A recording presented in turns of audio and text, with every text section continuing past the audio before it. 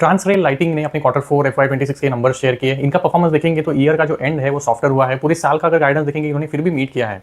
इन्होंने start of the year बोला था कि हम 25% रेवेन्यू ग्रोथ करेंगे इन FY26, उसको बढ़ा के फिर बोला हम 27% करेंगे at the end of H1 और इन्होंने एट द एंड डिलीवर किया 30% रेवेन्यू ग्रोथ। मार्जिन के लिए इनका गाइडेंस था कि हमारे मार्जिन बिटवीन 11.5 to 12.5 के आसपास होंगे और इनका जो मार्जिन अराउंड 11.8 या 9 के आसपास आया है। तो margin are again also in the range जो इन्होंने गाइड किया था।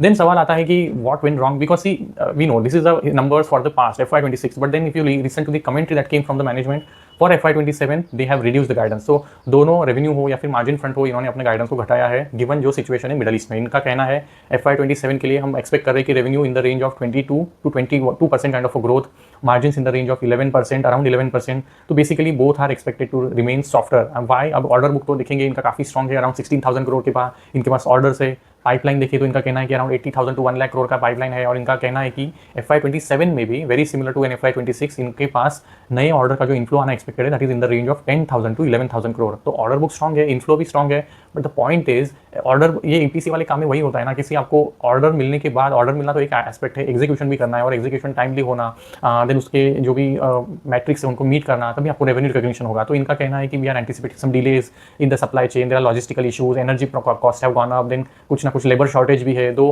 There is a gap in the supply and demand of the labour, we are trying to manage it. So all these factors are essentially dealing their execution. So इसकी वजह से क्या है कि revenue recognition for FY27 is expected to be on a slower side. तो ये अगर factors अगर नॉर्मलाइज हो जाते हैं, अगर मिडल ईस्ट वाले टेंशन एब हो जाते हैं, तो प्रोबेबली इनके रेवेन्यू के ग्रोथ में, मार्जिन के ट्रेजेक्टरी में अपसाइड है। तो मैनेजमेंट ने क्लियरली गाइड किया कि though we are guiding for 22 to 22% kind of revenue growth, there is an upside to this. अगर हमारा दिखता है कि मिडल ईस्ट वाले टेंशन खत्म हो रहे हैं तो हमारे गाइडेंस को हम रिवाइज भी कर सकते हैं on the upside. But the point is at this juncture they have reduced the guidance, they have reduced the guidance for revenue, margins। अब अच्छी बात ये रही कि इन्होंने अपनी कैपेक्स एक फेज का जो था वो पूरा कर लिया है। इनकी जो टावर वाली कैपेसिटी अब ऑलमोस्ट डबल हो गई है। H1 के एंड तक इनका जो अदर कैपेसिटी फेज 2 का वो भी पूरा हो जाएगा, तो इनकी टावर और कंडक्टर कैपेसिटी डबल हो जाएंगी।